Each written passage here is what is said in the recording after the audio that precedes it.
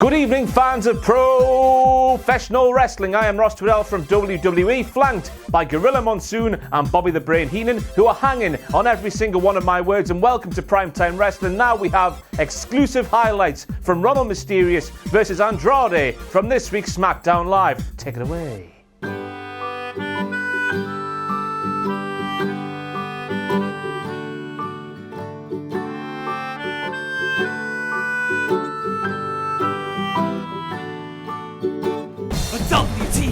WTF!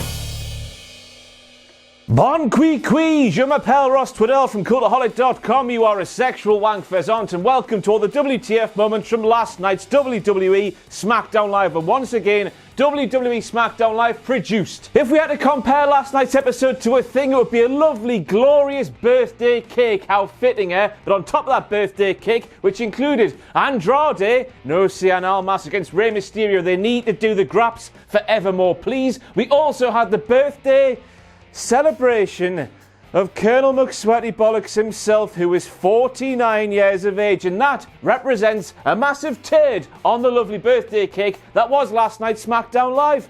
I think my sanity's still there. Let's get cracking with the knacking, shall we? Oh, WWE, you spoil us, don't you? Now, as we all know, over the past 22 years or so, we've started many Raws and SmackDown Lives with a game of guess who's inside the limo before seeing that Vince McMahon's arse comes out of that limo because his arse is too precious for a normal car. But this week's SmackDown Live, we got something new and groundbreaking. We got a game of guess who's in the SUV. And what's more, we didn't even have to guess that much because a couple of seconds in, it was revealed to be Becky Lynch. Now I know I'm taking this new era. We're going to see brand new things in WWE shtick way too seriously, and don't worry, I know it's doing your tits in. I'm going to tone it back from now on. I just find it funny that WWE do promise us brand new things before bringing back things that we saw a long time ago, but not so much in recent times.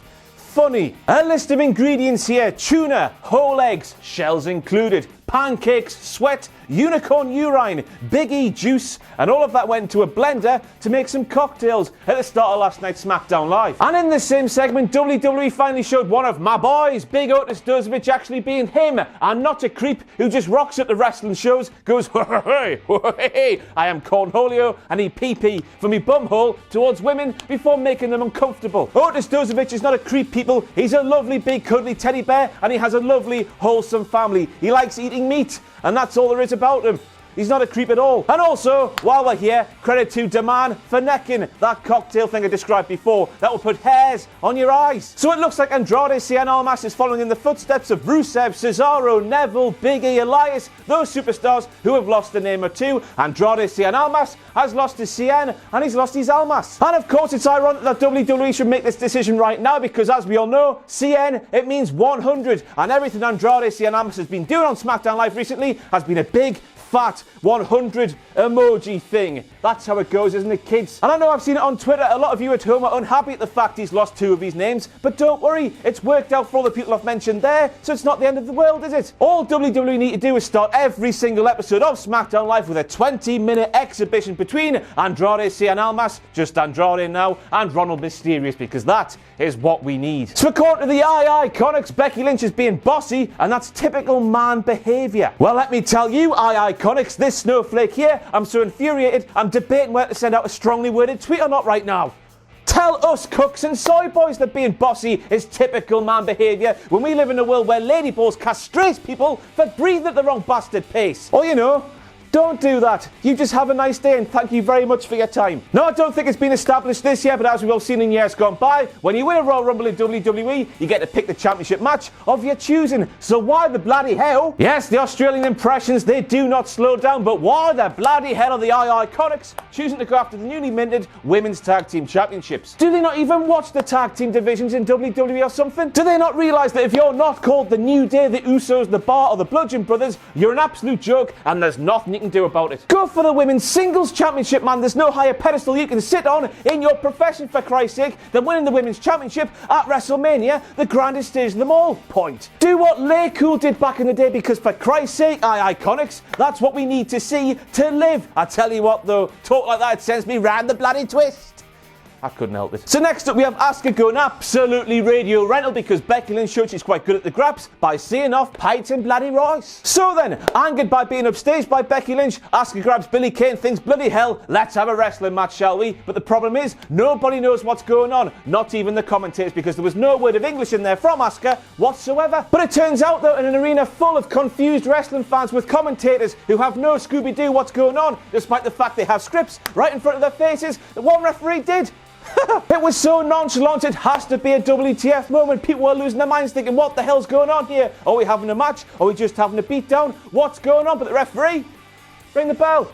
So nonchalant, it has to be a WTF moment. Children, cover your ears for this part because in sending Jimmy Uso a rose, and a very kinky message indeed, it sounds like Mandy Rose wants to be locked inside the Usos' penis tentury. I couldn't help it, the ball was there, I've hit it out the park. And who knows, it sounds like Mandy Rose has wanted to go down on Jimmy Uso since day one. Blot. What the hell have I written down there? I'm very sorry. Breaking the fourth wall? Hello, Samoa Joe. Oh, Jesus Christ, my irony meter has gone off the bastard scale. Here we have Tom Phillips, of all people, talking about a show on the USA Network where, and I quote, 4 unmarried couples go to a tropical paradise to test their commitment to each other with several sexy singles. Will they stay or will they stray? Find out on Temptation Island. And I tell you what, Tom, if there's one place that's going to give you one of your world-famous 4-hour aeroplane boners, it's Temptation Island, isn't it, you dirty bastard? Now, I know that Ronald Mysterio is relatively old for a full-time WWE superstar these days, but surely his gear maker has got to be taking the piss here, aren't they? Why the hell's he got mask written in massive black letters across his mask? It's almost as if the gear makers are saying, bloody hell, if mask wasn't there, Rey Mysterio's so old, he would get confused and try to put his legs in the eye holes and wear a crotchless nappy. Now, I don't know if I should be making this a WTF moment, but for the second week in a row, Ronald Mysterio's hit a Canadian Destroyer and Andrade, despite the fact that pile drivers have been banned in WWE for bare time, fam. Bare time. I mean, I don't see anybody else hitting them on Raw or SmackDown Live, so it's got to be still, hasn't it? We can only presume that when Vince McMahon saw Ronald Mysterio after last week's SmackDown Live and he said, damn it, you little beefy man, no pile drivers. Ronald Mysterio's turned into Shinsuke Nakamura from last spring and was all like, sorry, no speak English. Keep it up, Ronald. It's a nice move to see. Made a grave mistake, Corey. So Corey Graves tells of how he's watched last week's Canadian Destroyer for Ronald Mysterio 1,000 times over the past few days and claims there's no adequate words to describe it. Well, there are. I've got 2, Canadian and Destroyer. And if you didn't know, here's a history lesson for you. It's called Canadian Destroyer because Petey Williams is a Canadian who destroyed people with that move. And Corey, if you don't like that name, you can call it La Darketta because there's a wrestler called Oz who uses that move but calls it by a different name. 2 options there, both adequate. Jimmy Uso going into Mandy Rose's hotel room with a camera crew, as you do. And then when he walked in, there was Mandy Rose sitting in a chair wearing some silk with her own camera crew.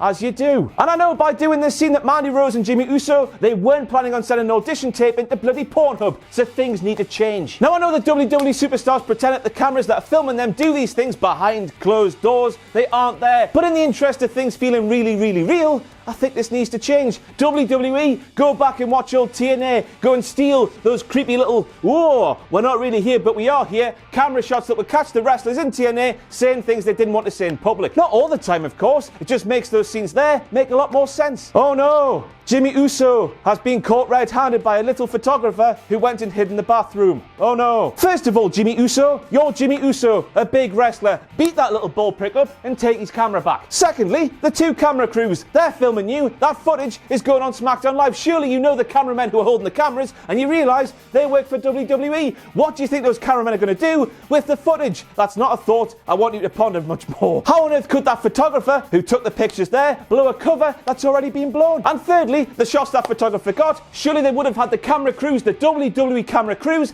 in the back of the shot. So then, when Naomi saw these pictures, surely she could work out that this was being filmed for a WWE TV show, thus making the photographer utterly pointless. And what made things worse was the fact that Mandy Rose stood there with 2 WWE camera crews filming things to go on SmackDown Live. She stood there and gave away a game plan. She never wanted to shag Jimmy Uso. She just wanted to prove that Naomi will never be as good looking as her, and when Naomi saw the pictures that little photographer took, it would destroy her world, despite the fact the camera crews would have been in them. So first of all, we have to deduce from this scenario that Naomi does not watch SmackDown Live, despite the fact that she appears on SmackDown Live, despite the fact her husband appears on SmackDown Live, despite the fact her brother-in-law appears on SmackDown Live. And second of all, this was a complete waste of time and very silly indeed. So here we go with the highlight of the year so far. We have the sweatiest birthday bash in the world as Colonel McSweatybollocks himself celebrated being 49 years of age. I wish for all the love of Christ he would act his age and not like the MMA tough guy from New Kids on the Block. And the first WTF moment from this segment was the fact that Miz claimed that we're in an arena full of Shane McMahon fans. Come on, man, Miz. You've got another WWE universe. They're clever, like me. They all hate Shane McMahon just as much as I do. Honest, I hope you do. Secondly, apparently Shane McMahon, he's got a favourite bakery. I don't think he has. Have you seen that body? It's the best in the world. Surely the last time that man had a cake, it was before the bloody millennium. And anyway, the sugar sweats he get, bloody hell, you don't even want to think about those. Now, as we all know, when we're 49 years of age and get a new pair of trainers for our birthday, the first thing we have to say when we're 49 years of age, getting a pair of trainers for our birthday is, wow, these are sweet, dude. No. And of course, the second thing you say when getting a new pair of trainers for your 49th bastard birthday is the following. Whoa! Fast Fit Laceless Technology is going to lock me in for ultimate performance. Straight off the top of his head, that one. Bloody scandalous. Do not buy those laceless things. Yes, get in there. Despite the fact we're celebrating the best birthday in the world, nothing should go wrong. Shane McMahon botching McBotches with the microphone in hand. Apparently, he's turning up to the Royal Rumble this Sunday with his partner, The Miz, to win the SmackDown Live Tag Team Championships. And I hope he does turn up this Sunday because he'll be greeted with a baseball field and nothing to do with wrestling. And what's more, I hope Shane McMahon has made plans for next Sunday, the day the Royal Rumble actually takes place, because then he won't be there and he won't win the championships he's going to win. I've resigned to it. I know what's happening. My year's over before it's really begun. Oh. And next up we have Sheamus, who enters the fray to claim that Vince McMahon will finally care about Colonel McSweatybollocks because, and I quote, the real world's greatest tag team will beat them at the Royal Rumble. Charlie Haas and Shelton Benjamin are going to rock up the next Sunday's Royal Rumble because Shane McMahon thinks it's this weekend and is hopefully busy next weekend. Woo, it's good that. And then we have Sweaty McBollocks himself getting back on the microphone to say to Sheamus, how dare you have the gall, the audacity to call yourselves the best tag team in the world.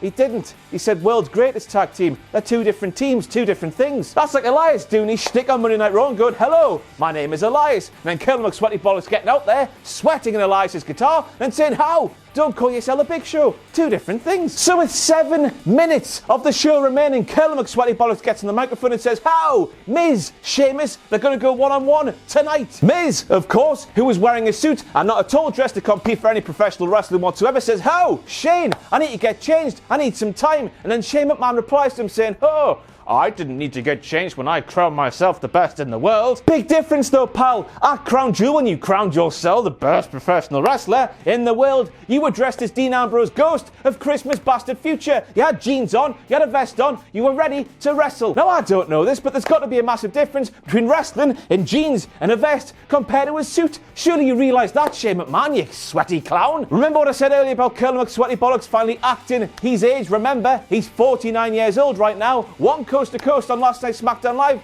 and he was hobbling around like he was in a retirement home. Don't let that massive sweaty ego get in the way of your health, Shane McMahon. We don't need you to kill yourself. We all know you're the best professional wrestler in the world. You don't need to prove it time and time and time again. You know what? You've done enough now. Just piss off and we'll all get on with our lives. It'll be fine, honest. Just go away, please. And we end things with one of these. Wankety wank, wankety wank, wankety wank, wankety wank, wankety wank, wankety wank, wankety wank.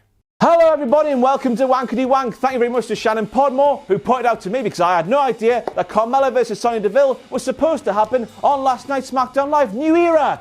Not about the management anymore.